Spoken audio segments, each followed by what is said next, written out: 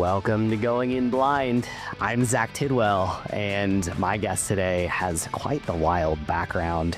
He grew up on a state-run psychiatric hospital, or on the grounds of a state-run psychiatric hospital in New York. And he recently wrote a book about it, but as interesting as that is, what I thought was even more interesting is the fact that he's actually an internationally recognized clinical psychologist.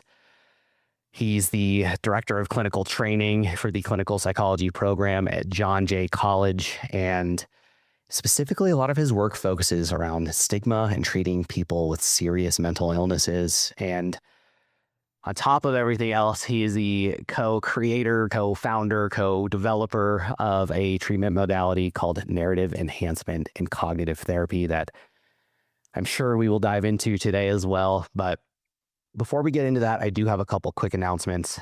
I do have a book on the way. It's probably still about a year out. I'm going through a couple rounds of editing with my editor, but for those of you who haven't listened to the show and aren't familiar with me yet, I do have quite the background story as well. And I've seen that sharing my story can save lives. So I wrote a memoir about it, and you can learn a little bit more about that and also sign up for my newsletter to get announcements about it as it is coming into the world on my website at zachtidwell.com. And finally, please, if you get something out of this conversation, take a second to leave a rating and review. That helps me continue to grow the show and attract incredible guests like my guests today. So without any further delay, please welcome Dr. Philip Yanos. So much, Zach. Really great honor to be on your show. Yeah, I told you we were going to jump right into this. So how the hell does one end up growing up on the grounds of a state-run psychiatric hospital? I figured this goes your parents were mental health professionals or somehow your parents were locked up there. Yeah. So my father was a professional. He was a psychiatrist, and this particular hospital is located on an island that's technically, part of Manhattan, but it's separate from it. You can, get there on an off ramp from a bridge that goes to Queens and Bronx, right? So it's called the Triborough Bridge. And my father, was starting his career. He kind of went into medicine later in life because he was in this generation, this World War II generation, where he, he was in Europe. He came back. He was working in the garment industry that his family was in, and he kind of decided when he was in his 30s that he wanted to, you know, do his dream of being a doctor. So he went and went to Europe, got trained because there was affordable opportunities there at that time.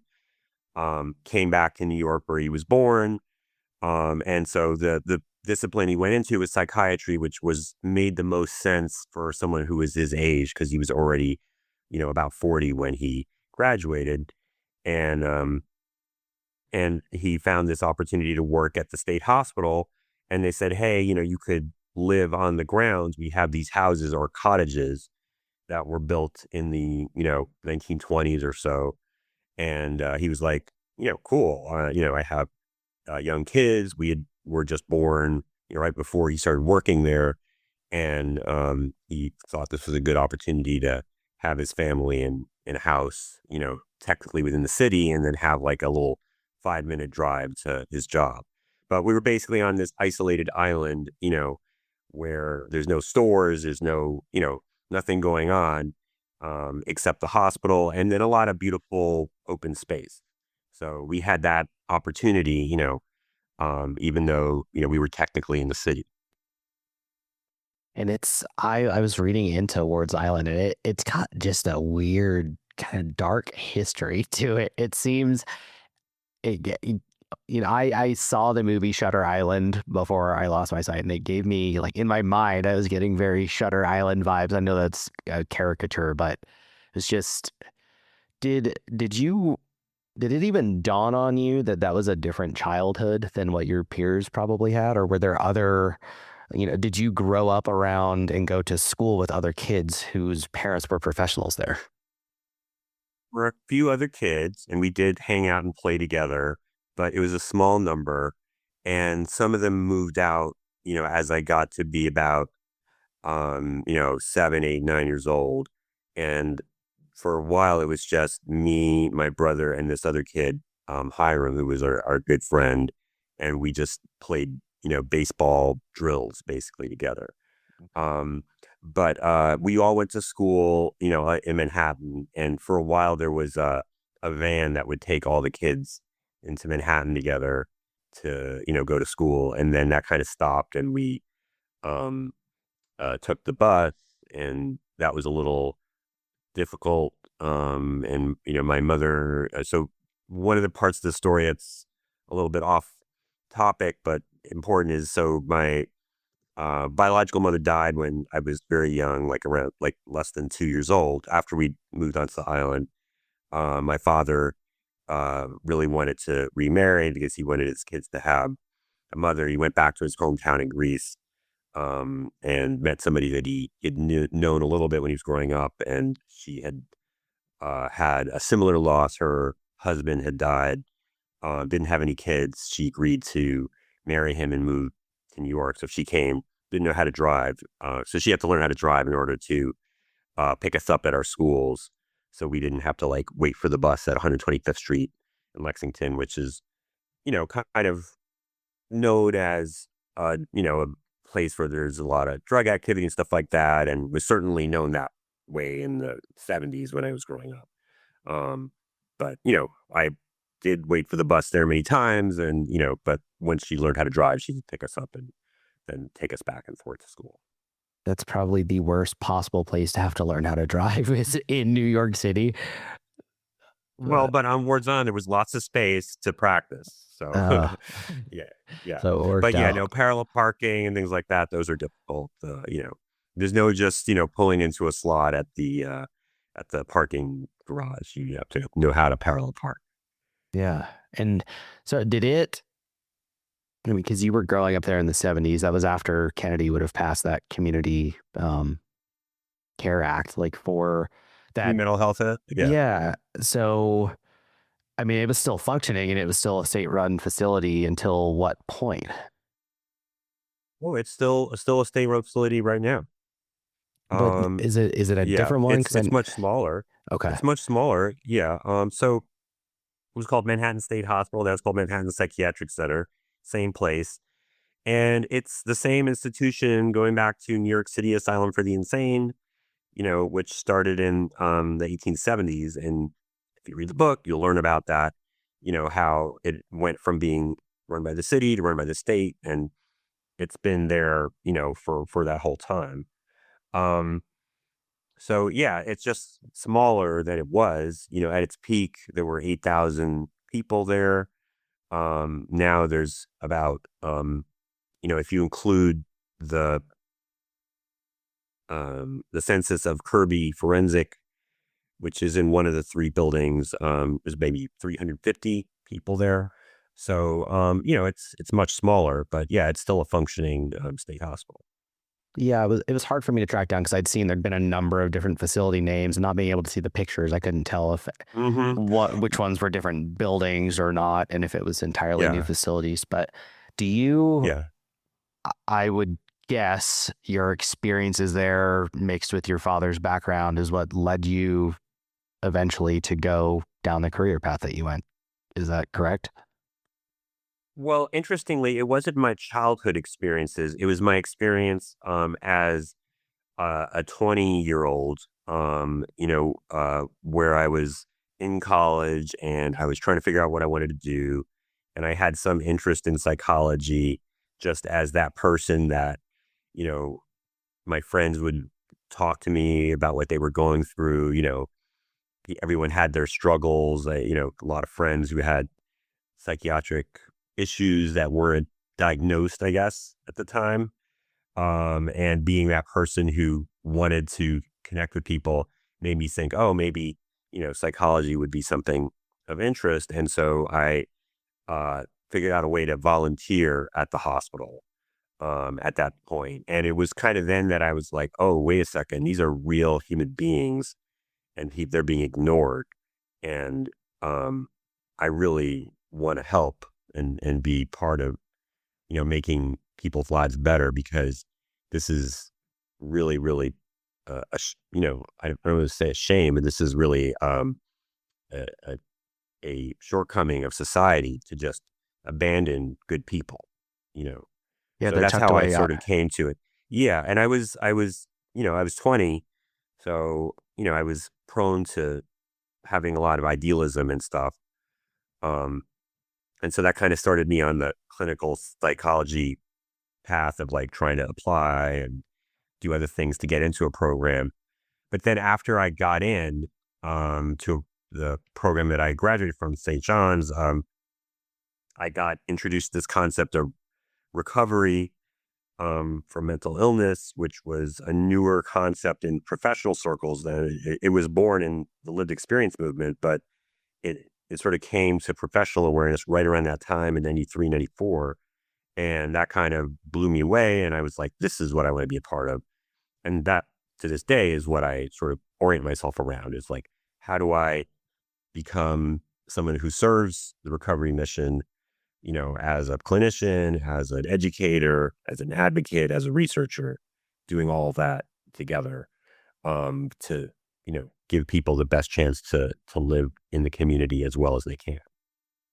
Yeah, and I'm gonna put a pin in this. I want to come back to it because I feel like we kind of, Mhm. my question kind of led us to skip over, I think, Ward's Island a little bit. Like, Yeah.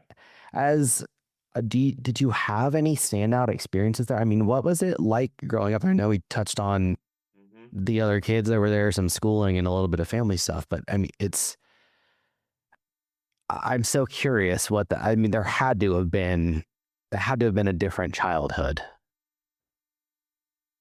Well, yeah. I mean, I think what was different was that, we felt like we lived in a place that people didn't know about.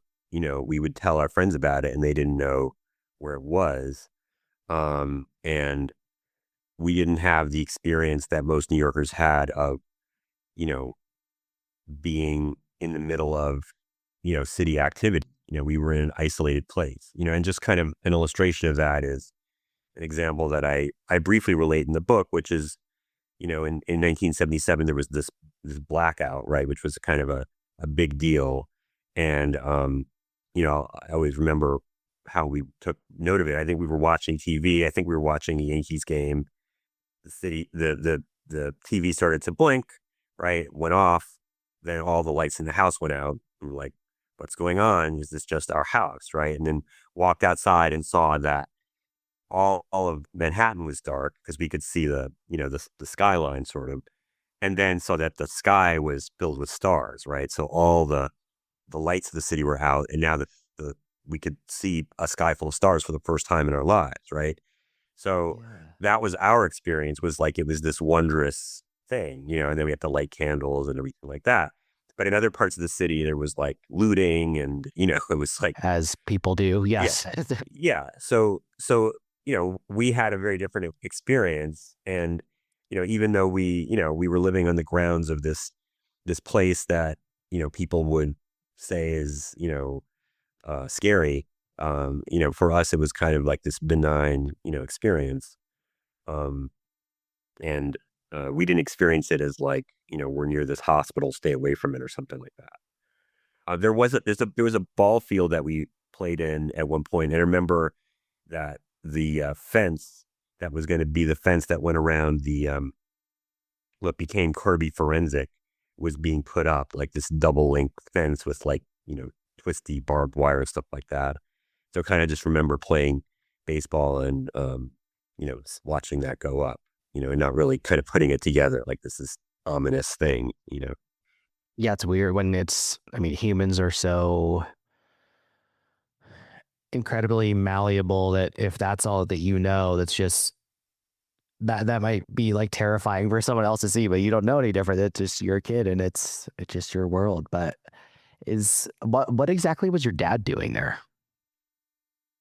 Well, so he was a ward psychiatrist, so there was a unit that he was responsible for prescribing, medications for. And my dad, he's passed away many years ago, but a real character. Nobody who met him would forget him. He had like his catchphrases that he would say. So he was like, a memorable psychiatrist, and he would use his charisma to kind of try to encourage people to do things that he thought were in their interest, but whether it was taking their medication or not using drugs or whatever.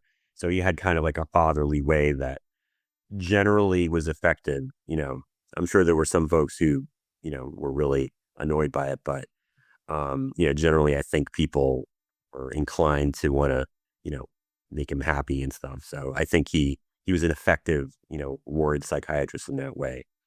Yeah. He wasn't like a leader of staff. So in the state hospital, there's like all these different um, disciplines. There's nurses, there's social workers, there's psychologists.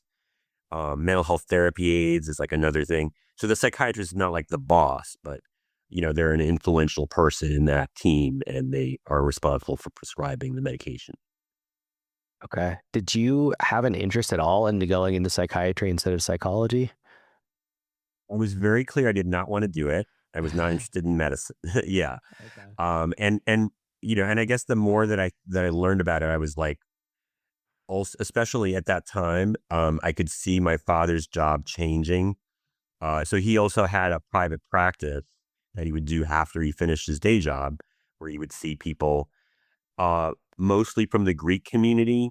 So as a Greek American, he was kind of trusted by Greek um, Americans who wanted to see a doctor who understood them, but also who understood that they wanted to keep it hush hush because there's a lot of shame around seeing a psychiatrist.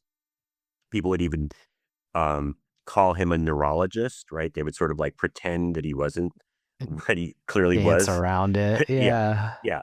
yeah. Like I'm just getting pills for my nerves, right? It doesn't have anything to do with my emotions or my, traumatic background experiences, whatever. Um, but yeah, so uh, I can't remember your question, but I think it was basically like uh, he, I could see that he was becoming less and less of a therapist, right? And more of a psychopharmacologist. And, he had trained in psychoanalysis, so he had that interest, and it became largely not something he was doing any longer. So I was like, no, I don't want to be, somebody's prescribing medications. Medications are good, they help people, but that's not something that I want to be, you know, involved in. So I knew that that was not my thing. Now, how did I pick psychology? I think it just seemed like, the field that, gave you a lot of training. And, I was a psychology major in college, but, now I know, you can do similar things with social work and, counseling and stuff like that. So it didn't have to Nice. be psychology. That's just what it turned out to be.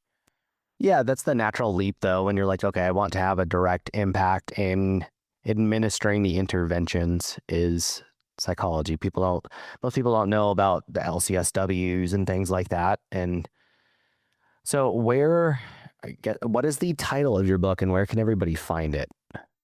Of this Okay. newest book? So yeah, the newest book is called Exiles in New York City, Warehousing the Marginalized on Ward's Island.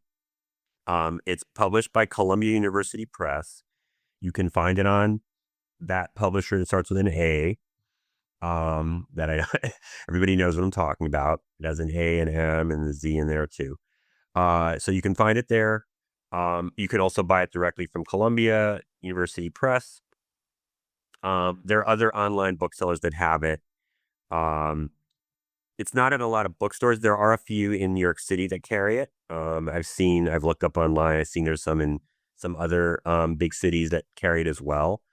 But you're most likely to find it in online. And it's the paperback version is the one that's more reasonable. There's also a ebook version, if that's something that you like. Awesome. Unfortunately, there's no audiobook, which I know makes it less accessible. And that's something that I would love the opportunity to make it one, but it's not something that was offered to me by the publisher. Yeah, maybe if we can help boost the signal a little bit, they'll get some Hmm. funds coming in and decide to do it. And that's Yeah, yeah. I feel good about the book because I'm not just recounting history and there's original research that we did with people who live on the island in the current institutions that we summarize, but there's also a proposal for ways to change it. So there's kind of like a policy proposal in it that I hope I can figure out a way to get into the hands of some people who are running for government in New York City, and they can consider these proposals. I can't remember if I'm thinking of what I read about you or if I'm thinking of something that our mutual friend told me. You still I mean, you now treat people there. 'Cause you mentioned Kirby, like you see patients there, don't you?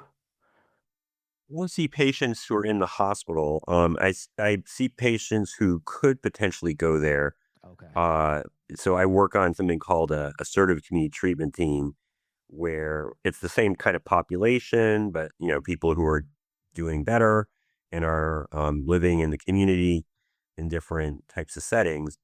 There are times where someone might have a setback that might lead them to uh, go into a state hospital. Yeah. And I wanted to, again, I'm putting a pin in this because I want to come back to I was specifically curious about why you do in-home visits out in the community for these folks. But before, just so everyone can kind of come up to speed with us here. I mean, again, this is more in that lane of your work surrounding severe mental illnesses. Can you give a little context as to what that is? I think people recognize schizophrenia and borderline personality disorder and all that stuff, but maybe if you can set a definition for us moving forward so that everyone's on the same page as we move into this stuff. Yeah, yeah. So I guess what one way to look at it is like if we have a broad category like mental health conditions, right? That encompasses everything that's in the DSM-5, right? And the lifetime prevalence of having any of those conditions in the United States, based on population studies, is about 50%, right? So like you know, it's very normative for people to have experienced a mental health condition, right? And that includes things like alcohol use disorder, social anxiety disorder, um, you know, uh, some other very common ones. Major depressive disorder is actually common, right? Mental health condition because you only have to have one episode to meet criteria, and a lot of people have had a depressive episode. Um, so that's the kind of the broad category. And when we're thinking about like who do we want to like put at the top of the list for prioritizing services, it's too many people, right? So in the policy world, they decided, well, we're going to come up with a category that people who are at the top priority list. And they called that group of people, they called it chronic mental illness. And then they changed it to serious and persistent mental illness, and now they call it either serious mental illness or severe mental illness. And it just basically means people who have, uh, mental health condition, usually something that involves psychotic experiences, which are things that have to do with changes in perceptions of reality, but not necessarily. So a mental health condition plus impairment. And the impairment could lead to hospitalization. It could lead to, significant role impairment, like losing jobs and things like that. It could lead to being arrested. And So I pause you for a that second. combination, You've gotten really yeah, quiet, Phil. Did you move away from your computer? I didn't. I didn't. Okay. Yeah. Okay. Um, I don't know. Maybe. Okay. Hmm. Um, Yeah. Sorry, I'm moving my hands around as I'm talking, and maybe that's made my microphone move. okay. Can't help it, You're as a fine, man. I get it. Mediterranean. Yeah. Yeah. Yeah. So anyway, so when we set those criteria, it's about 5%, right, of the country, meets those criteria. that's still a large number of people, right? That Get it. have a serious mental illness. It's not an insignificant number, Yeah, and there's if you think about 300. a place, yeah, the 350 million people in the US, right? Yes, Yeah. So, what, 17.5 million? Am I doing my math right? better than me. I'm not going to question your math. I'm Okay. a Marine, man. You don't want me Yeah. doing math. Yeah. Yeah. So in New York City, that city of about 8 million people, right? It's about 400,000 people. So, that's a very large number of people, right? So again, when we're thinking of like when people throw around terms like the mentally ill, you're talking about your neighbors, you're talking about your family members. These are people who you interact with in some way because, these numbers indicate that it's likely that you've met somebody who, has this status and you just don't know it. Yeah, and I've been very surprised out in public, I guess, and it's made me question. I don't know when I became aware that schizophrenia doesn't mean that you are not automatically violent and people need to be worried about you murdering people, or that borderline personality disorder wasn't having multiple that split personalities and having that all these things are treatable and manageable. And it's again, I don't know where I learned that wasn't the case, but it still seems to be very common when it comes up in conversation, like specifically, when I've hung out with our mutual friend who works in that space. It's, when she discusses what she does for work and it comes up, and people are like shocked when it gets to discussions of people actually being treated for some of these things, and specifically that the word treatment comes up, that there is something to do about it. And with that, like, that also made me curious, with you coming back to you going out into the community to administer treatment and help people through these, start to overcome and adapt to these illnesses that they do have. Is that because they are so affected that you are having to go to them, or is this just, what's the reasoning for that?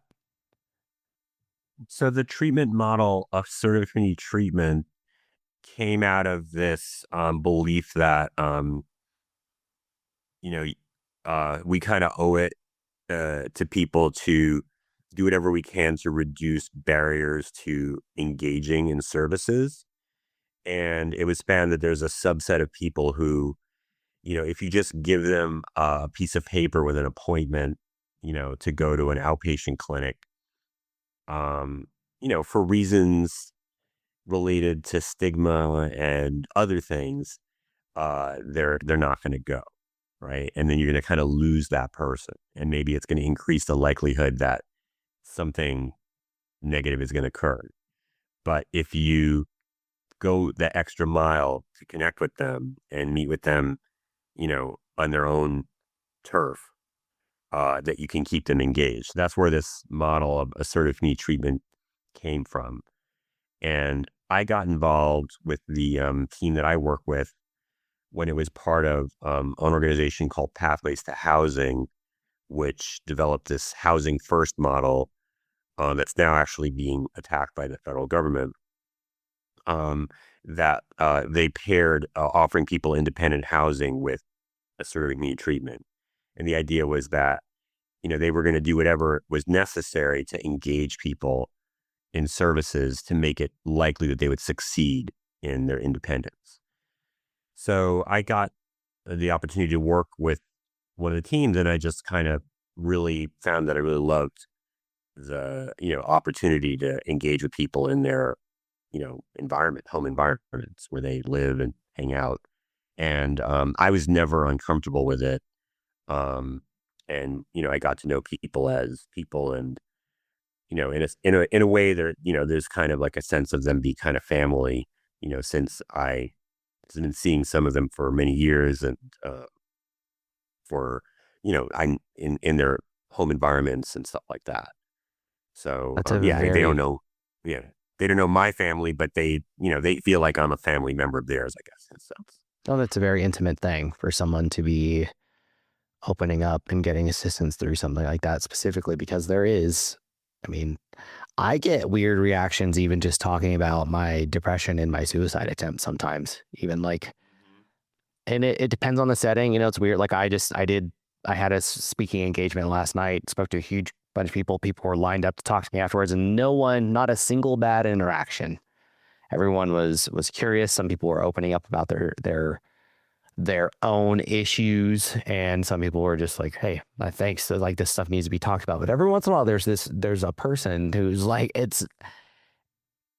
I don't know how much of it is a lack of empathy, or like that ability to have empathy for others or try and put yourself in other people's shoes, or just this, obviously until you've been through things, and myself included, I had very strong beliefs on suicide and depression, and until you've been through that. So I don't know how much of it is that, and just not having experience or not having been around someone who has experienced it before. But I would imagine, these people probably, if it's schizophrenia, the number of people that you've told that you have schizophrenia is probably so small that when you guys are there, it's refreshing to actually just be able to talk about all of it and whatever is going on, and not have to tuck that away. Yeah, have it be accepted and seen as part of your life, but not what defines you, right? Yeah. Um, yeah, I think what you're pointing at is that until you couldn't avoid it, right, because of the nature of what happened to you, made it something that could not be hidden, right? Um, you were running away from this, from yourself, right? And I think that's human nature to do that, especially for somebody who, is involved in, something that has a lot of strong, toughness to it, right? Which we tend to think of that as being a male thing, but there are women who have that as part of their kind of self definition, right? Being the one who works and takes care of the kids, supports their parents, and all that. So if you've got that as part of you, and this thing is happening that makes you feel like you are not able to maintain that, it can be a real struggle. And that's when you have these times when it just kind of becomes an overwhelming thing for a person. So that's a story for a lot of people, you know. And when you talk to people and you find out their backgrounds, often there is that whole thing of how they were holding all these things together, before, things came to a crisis point. You see that even in the realm of serious mental illnesses? Absolutely. Yeah. Yeah. I mean, I've met people who have had doctorates and, have worked very high paying jobs. And it can, it's quite difficult to um, recover from that big a loss, right? If you've had that type of achievement in your life, and then you wind up in a hospital, and um, you feel like you're completely laid low by it, I guess. Yeah, your identity has Um, been totally upended. yeah, yeah, and of course, with the recovery philosophy, it's that, like, yeah, you can find a way to live with this, if you factor it into your life, right? And I have many friends and colleagues who are living examples of that.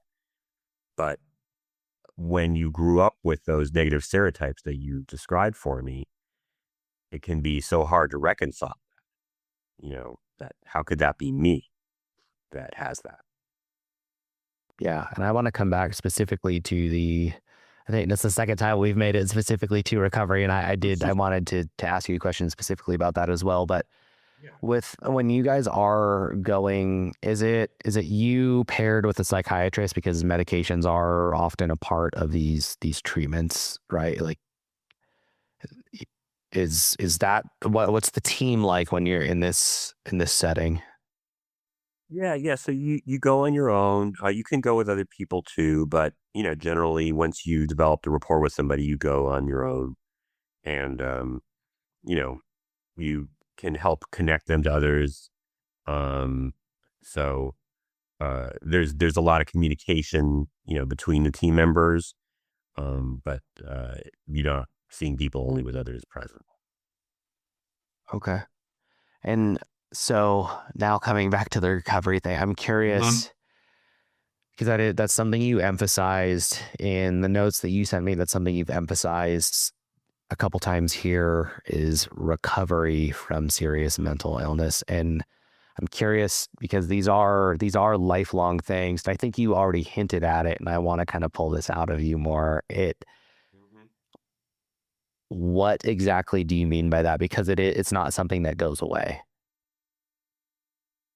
Yeah, so it's interesting. So I'm at a conference right now that's called Refocus on Recovery, and the folks who leading this conference are like very involved in a particular definition of recovery. They call it the Chime model, and I think it's connectedness, hope.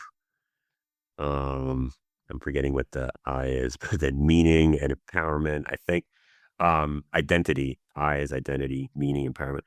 Um, but so there's kind of like this debate about like, so recovery as outcome, right? Versus recovery as process.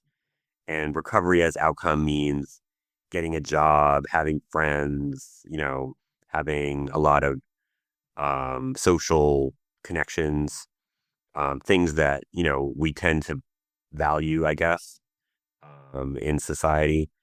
And recovery as process has to do with hope, empowerment, having a different identity, not being defined by your mental illness, things like that. So, um, different people kind of emphasize different sides of it more. But I'd say within the lived experience community, the focus tends to be more on the identity process, you know, redefining yourself, part of it. And getting to a One place thing that's where clear, yeah, it doesn't mean no symptoms, right? So the definition that was articulated back in the early 90s was living a satisfying life despite, the despite symptoms, right? So managing them such that you're able to achieve things in life that you want.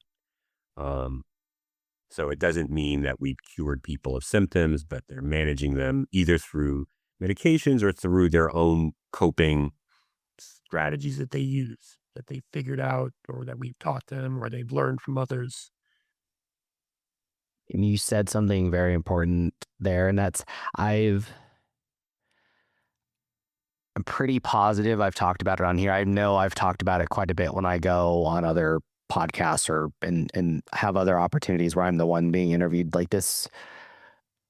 The people that I have on this show are not the kinds of people who are making or using their situations as excuses for things. But I do hear people doing that in daily life and see people doing that where it's, oh, well, I have X thing. That is why I'm doing Y thing. This bad thing that I'm doing, oh, it's because of this. And it's not, Mm. it's people being unwilling to learn how to recognize how whatever that ailment is presents in them and how to recognize it. And when it comes up, not circumvent, but maybe redirect or counteract or adjust for it accordingly, which is that's why I mentioned as I started asking you about that, like you had started to touch on it. And then I think I said we were going to put a pin in it. And I'm so glad that you touched on that because I just it bothers me that seems to be a trend in society that people use things like this as an excuse. And I'm curious though, as you being that making it to the correct side of that is where you're at. Is it a struggle that you come across a lot in having to get people from that place of making the excuses and getting into a place where they can actually live effectively, like you said, despite whatever it is that they have? Yeah, I mean, I wouldn't use the word excuses because that suggests some kind of value judgment. But I think what we're getting at, what you're pointing toward, is this kind of double-edged sword of an identity that's connected to something that might be devalued, right, by others. And when you identify that as part of you, that can be a good thing because you're not hiding from it, you're not running from it any longer, right? But if you, along with that acceptance or that identification with it, you take on all of those negative stereotypes and you kind of endorse them, then you're going to buy into that, role, right? And so it could be kind of the patient role as like a passive person, or it could be, a person who's given up, on their aspirations and stuff. So one of the things that we did when we started researching this, when I say we, I mean uh, Paul Lysacker and David Rowe, they were colleagues of mine. Paul passed away a couple years ago. Um, David is still someone I actively work with. We came up with this, what we called this illness identity model, where we determined that if you identified, as having a mental illness and you rejected the negative stereotypes, right? So like low self stigma is what we called it. Then it was associated with positive outcomes, right? But if you accepted having mental illness and you bought into the negative stereotypes, then it was even worse than not accepting the mental illness at all, right? So kind of we tend to think of like someone being in denial as being, a really bad thing. But in some ways, there's advantages to that over buying into it and believing all of this, the stigma, because that means that you are a completely disempowered person. Now, I don't blame people for being in this situation because it's a symptom of the society we live in which people are taught these things when they grow up. And even the mental health system is partly to blame for it because sometimes people were directly told these things by their doctors or their therapists. Give up on your aspirations, avoid stress. So, I don't blame anybody for that, but it is a problematic situation. And that's why we got into the whole addressing self stigma, thing with narrative enhancement cognitive therapy, which you mentioned when you introduced me. And so that's kind of been a defining part of my research um, mission, was to kind of figure out how we could help people, change their identity, from disempowered person to person who had hope and maybe even saw some meaning in having the mental illness, right? So, finding meaning in it kind of could be something like what you've done, which is um, you've turned this um, thing that happened to you into a way to connect with others and to um, show them that you can, overcome this, even when it changes your life in a fundamental way, right? I hope I'm not assuming things, I'm just kind No, of you're saying hitting the how I nail on the understand head it. with it. Yeah. Yeah, yeah. Yeah. And so that's an amazing thing if you can help someone to find meaning, right? I wouldn't push that on anybody because some people will see that as like really, um, invalidating, I guess, of the suffering that they Mm. experience. But if you can work with someone alongside them to help them find that, it can be really transformative for them to find meaning in what they've been through. And maybe it being something they can use to help others, right? Make the world a better place. Advocate, reform systems that bring people down. So all of those things are things that can happen when someone redefines, this condition. And, I've seen people do amazing things with that, and it really can energize them to, um, you know, do all of this is hard advocacy work. Um, so yeah, that's kind of what we're trying to do, but we're trying to do it in a way that's not like preachy or, you know, because people are very sensitive to being, um, told that it's it's just easy, just do it this way or something. Yeah, being talked at is never a good way to teach people generally. And that's when I was reading, you guys have a paper published that was kind of, I guess it was announcing this modality, or I'm not sure if it was announcing or if it was just I don't know how developing something like this and getting it out into the zeitgeist works. And so my terminology here is probably not correct. And I want to ask you about how that process works as well. But when I was reading that, like the research that you had seen or that you referenced, it was like, hey, yes, no one's ever really tried to approach the self stigmatizing in this way. It's always been more in an educational format where it does sound like it's us telling you as opposed to showing you, whereas you guys have come at it from a different angle of more of a peer support model and doing kind of like what you just said, where you get people starting to be able to turn that around a little bit in the way, I mean, it's all tying into everything that we've kind of talked about, where people can take ownership's not the right word, but find acceptance of where they're at and start to look more outwards with it. Is that a fair way to put that?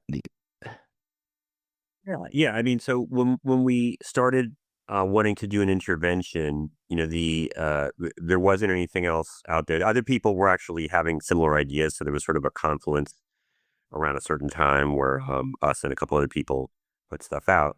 But our idea was that this whole thing is wrapped up in your kind of your story, right? The stories that you tell yourself, stories you tell other people.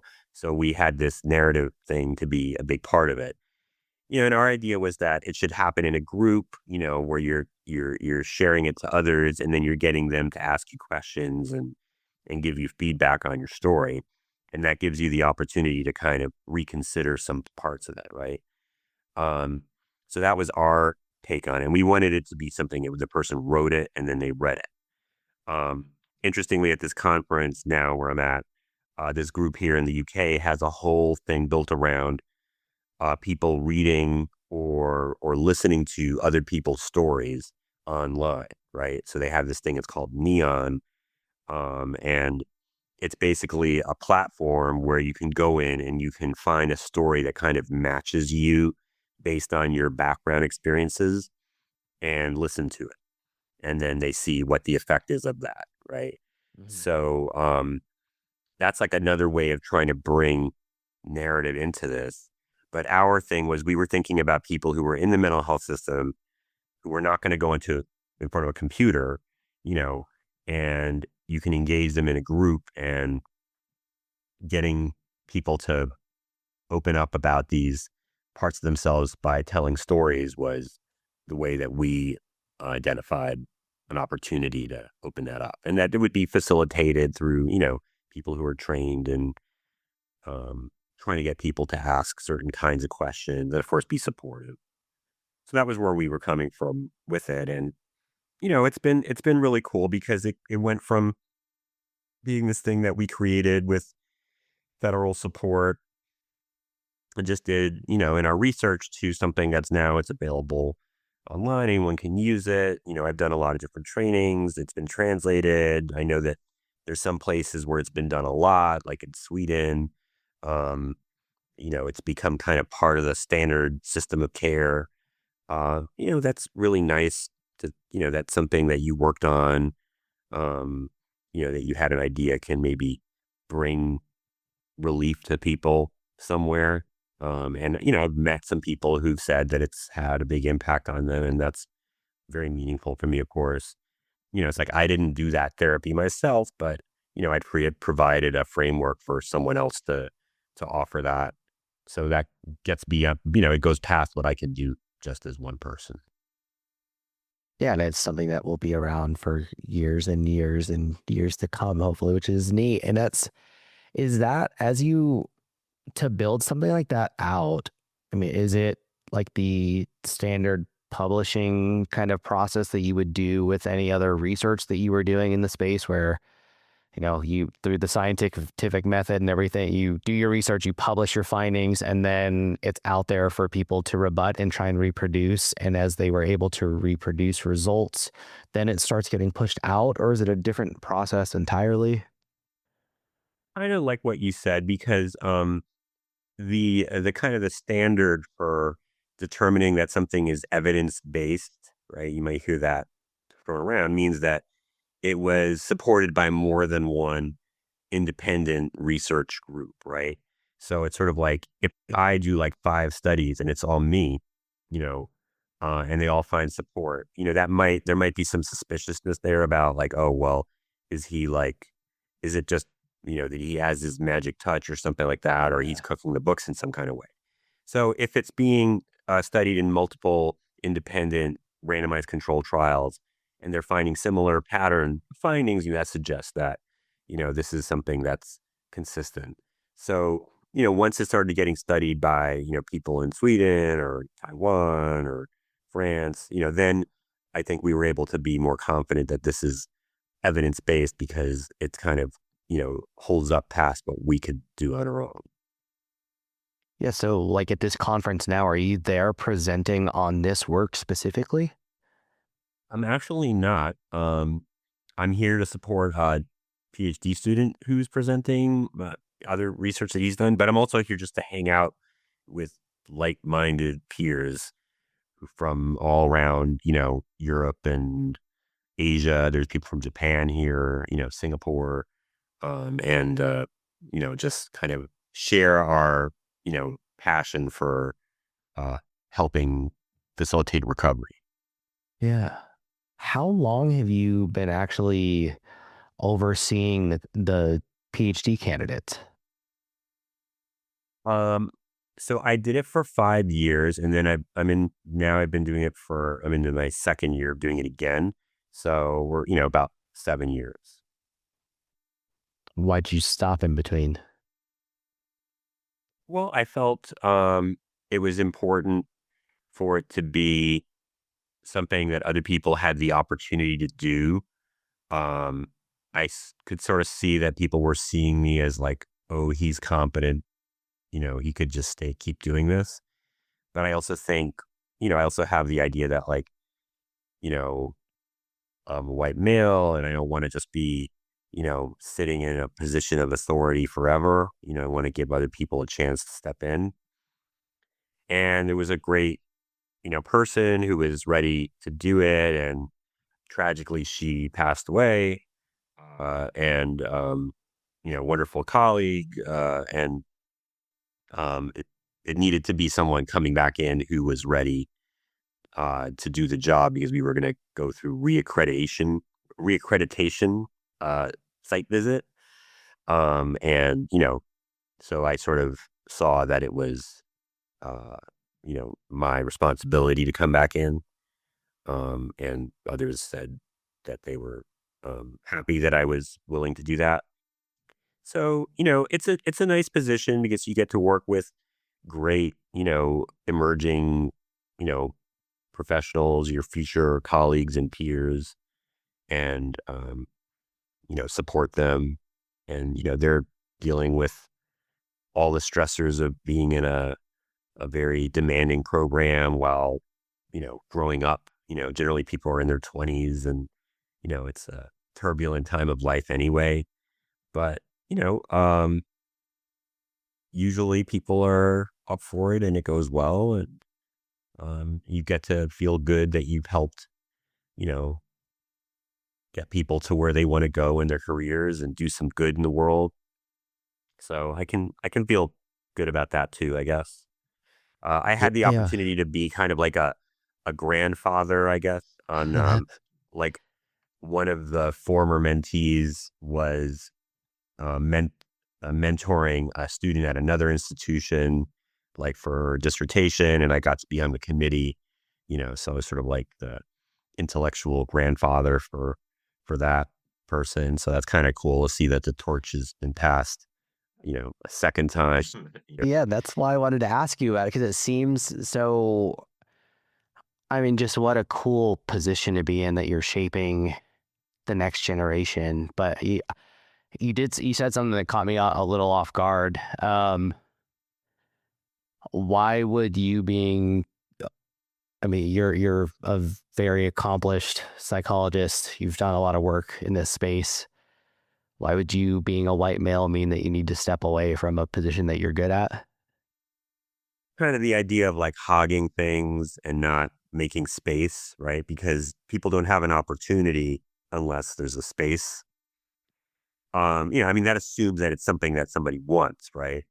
Um, a lot of people in the community of directors of clinical training talk about it like this isn't necessarily a job that people want because they see it as like a lot A of lot work. of work. Yeah. Yeah. But it could be. And so, you want to make sure people know that they have that chance to move in to it. And, you want to open the space for the next generation. And it's not like I was dying to stay in the position forever either. So, Yeah, you know. I get that, but why Mm. why does being a white male play a role in that is what I'm curious about. Yeah, I mean the numbers in academia are interesting. So especially in psychology, right? So like you may notice that the majority of young psychologists are female, right? The numbers in our programs they're overwhelmingly female in terms of coming into the field, but in terms of like leadership positions, it doesn't reflect that. The men are still predominantly in these leadership positions. It might have something to do with some of the things that happen during people's careers that lead women to uh, leave academic positions earlier. Um, there might be, ways in which they feel that they're not being supported adequately. Um, there's a bunch of different things that have been talked about. I'm just sort of saying, like, from my position as somebody who has that ability to make a space, if I see that it's something that somebody who's, you know, close to me at that level of seniority is ready for, that I feel that I can offer that space. Again, the person who was going to take the position was extremely well qualified, extremely ready, very well suited to the whole role of supporting students. So seemed like the right thing to do at that point Yeah. to make it available. And it's not like they were dying to do it either. I kind of have to talk them into it, but they once they committed to it, they were ready. You know, Yeah. I mean, that's an incredible responsibility. Because typically at one time, how many future doctors do you have under you? About 25 to Wow. because it's sort of 5 years and there's about five per cohort. It could be a little bit more. It could be like 27, 28 or something like that, but it's about 25. And again, everybody's getting that individualized attention to some extent. I tend to pay more attention to people who are starting out and people who are finishing, right? So people are starting out, they're adjusting. People are finishing, they're applying for something called internship. It's kind of like their culminating experience. So I kind of pay most attention to folks at those ends of things. But yeah, I mean, they have other advisors. I'm not the only one, but you are kind of like dad to the whole, group of people in a sense. So it Yeah. helps to have a dad mentality, which, as a dad, I have. So, I I was feel about like to ask if you have I kids. can do So, that. Yeah. Yeah, I yeah. do. Yeah. Okay. Yeah. Awesome, man. Did any of them, I don't know if they're old enough, have they followed in your footsteps? Neither has expressed any interest. Yeah. So one is going to turn 23 soon, and he is doing something really different, doing urban planning. But he's really interested in academic stuff, and we're actually going to work on some things together related to Exiles in New York City, because the um, the last chapter of the book involves like planning proposal for new housing and stores and things like that. So he's actually going to mock up some of the designs, as he's That been is trained to do. cool. Yeah. Yeah. Wow. We're going to Okay. present that at a conference in Chicago in November and then in New Zealand later that month. So but he's not interested in being a therapist, whatever, but they have total respect for it. And I definitely drilled into them all the anti-stigma stuff growing up, which they've been very supportive to all their friends. Every time anybody who had any mental health issues, they were super supportive. They got that, drummed into them pretty hard for me, and they didn't react against it. They took it as a responsibility. That's So beautiful. that I'm very And proud. Yeah. yeah, we need more just people who are willing to be understanding and set some stuff aside and just listen and be there for people. I think if there were more people like that, the world would end up in at least in a little bit of a better place, right? We'd end up less despair and less of these situations where we lose people to that feeling of hopelessness because they think that they can't get through it. And, unfortunately at the end of the day, that does, like in my position, I'm the reason that I got to where I was because I wasn't speaking up. And that's the sad part about it, is that people have to let others know that they are struggling before they can receive the help. But the more people that we get out there who are willing to help, the better. And that's neat that you've been able to shape them, even though they don't go down the same path as you, to still instill those values in them. So and I'm excited to hear. I'm hoping that you follow up with me here the next year or two and tell me that there's an audiobook, because I would love to listen to this. Um, Yeah, yeah. No, I'd love to figure out how to make that happen. But I also will send you. So I have started a book adjacent podcast called Exiles in the City. And so you can definitely listen to those. Um, Okay, awesome. Because mhm, yeah, I'm a programmer and a writer, so I listen to my computer read things to me aloud in a robotic voice all day. So like I don't like mhm. listening to my books that way. So the podcast and audiobook would be Yeah. great. But people, Hmm. and I'll link to all your stuff in the show notes. What else? What have I missed anything that you would like to talk about? The only other thing that would be interesting that's sort of uh, kind of on a tangent is, kind of my own sort of personal mental health story is, I had my own struggles and, kind of music, was kind of my salvation, I guess. It wasn't psychology, it wasn't therapy specifically. It was like getting involved in like indie punk alternative rock and playing it and, you know, connecting with people in that community who were supportive and accepting of me for who I was, didn't see me as like some weird freak who, didn't have the courage to talk to anyone or something like that, right? But they saw me as like a cool guy who was quiet and intense or something. So that was all like really important to me personally. And so I still do it, I still play in bands. And I also got one of the things I wrote after I did my first book was I did a bunch of blog posts and I wrote one about punk rock and it was called like Punk Rock and the Dream of the Accepting Community, I believe, if I'm remembering correctly. And a guy who just found it online contacted me and he has a podcast called Scream Therapy and he wrote a book that he was working on at the time. So he interviewed me for it. So I was in it. And then he was like, hey, I really want to try to get in touch with this guy, Sasha Dubrul, who I know as a friend. And he hadn't been able to get in touch with him. And I connected them. And then that became like a formative part of the book because Sasha is a really intense, thinker.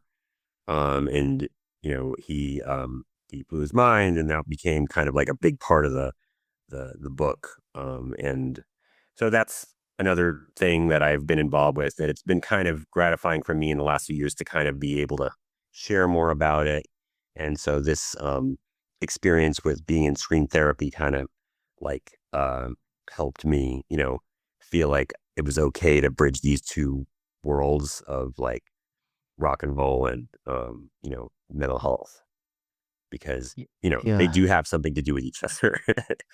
As Well, it's much as they might seem expression. to be unrelated. Yeah. Yeah, Hmm. it's absolutely expression. I think if Yeah. people can't see that parallel, they aren't thinking about it hard enough. Like it's, Hmm. It's an outlet, and it is, sometimes not being so direct about things is what helps open the door to be more direct down the road about it. And it's what is it? I mean, with screen therapy, I've heard of it, and I've seen, I think, like anyone else, doom scrolling on Instagram or whatever, pictures of people out in the woods just screaming at the top of their lungs in groups, like in a circle and stuff like that. But is that, yeah, obviously that's a 30 seconds of it, but is that what is going on? Is there's a facilitator and there's guided screaming, like just at the No, like it's primal? just a name it's just a name he picked because, obviously there's often screaming and in punk rock and stuff like that. So he just picked that as his name, but he just interviews people who are in bands and have mental health issues or do some kind of therapeutic work or whatever, and are in both those worlds about it. Okay. So, yeah, but I guess the idea is that it is therapeutic to scream, you know, but when you're doing it over music, you're making it you're putting it in a context that makes sense, right? Yeah. Like, because you're doing it over drums and bass and guitars, and Yeah. maybe there's a word that you're screaming, and you're giving it meaning, right? Yeah. So Yeah, I had mistook. I think I know mm, you mm, mentioned at the beginning of that was that his project was scream therapy, and then at the end you said something of when I participated in scream therapy, and I think I took mm, those as two separate things instead of yeah, closing the loop. But yeah, that makes sense. it's Are you okay. wearing like Green Day eyeliner right now? No, no, Oh, that's never been my version of punk. My version okay, of punk has always been come as you are, you okay, know, and be who, look the way you look, you know.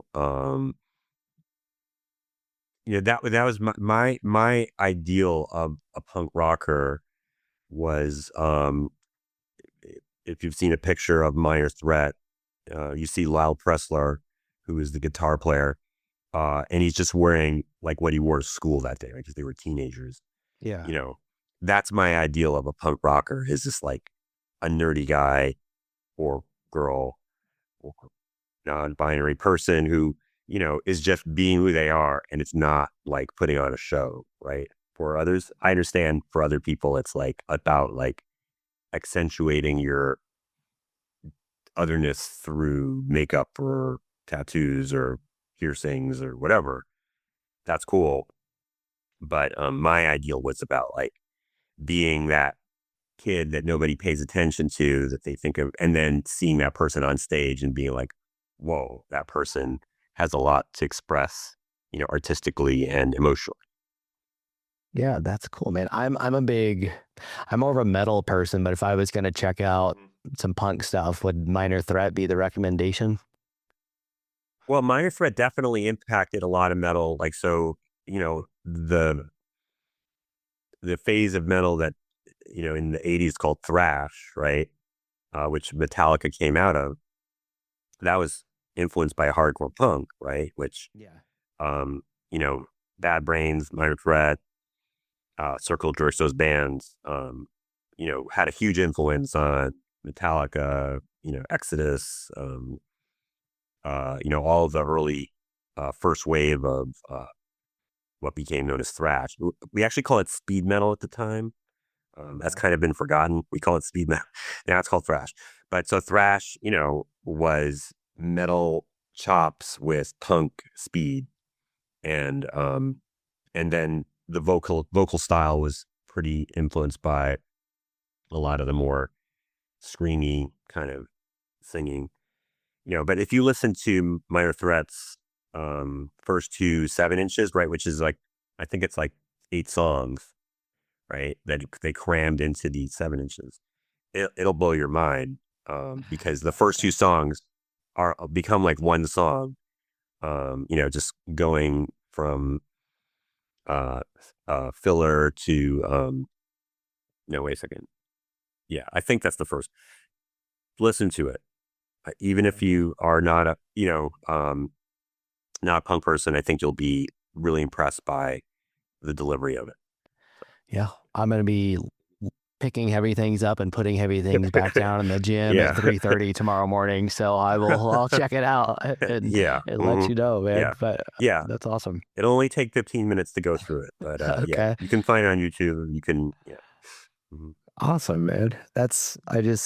Can you tell everyone again where to find your book? I know Amazon, but tell everyone the title one more time. I will have links to it in the Yeah. show So, notes. Exiles in New York City, Warehousing and Marginalized on Wards Island, Columbia University Press is the publisher. You can find it through online publishers. Um, if you're in New York, you can find it at uh, independent bookstores that are carrying it. The big chain bookstores are not for whatever reason. Um, yeah, and if you're interested in history and you're interested in policy and you know maybe ways that we can uh, consider changing things, especially in urban spaces, I think it'll speak to you. So, and Written Off was the previous book that I wrote that was published by Cambridge University Press, and you can find it online as well. Okay. Awesome. And I'd love to pick your brain more on that stuff, but I know you said you wanted to get out of here within an hour and a half, and I think we're at about an hour and 15 right now. So I want to let you go and thank you for coming on and giving me this chunk of your time. I know it's not easy to carve that out, so I do appreciate you. And yeah, keep me posted on any other big stuff. I'd love to hear how this comp or these presentations go with your son, and hear where things go with these policies. Thank you so much, Zach. Anytime you want me to come on, I'll be happy to find time. All right, awesome. Thanks everyone at home for listening to another episode of Going In Blind. Again, please leave a rating and review wherever you're listening right now. And if that happens to be on YouTube, subscribe to the channel. And remember, someone out there needs to hear these conversations. So share this thing around, and I'll see you next time.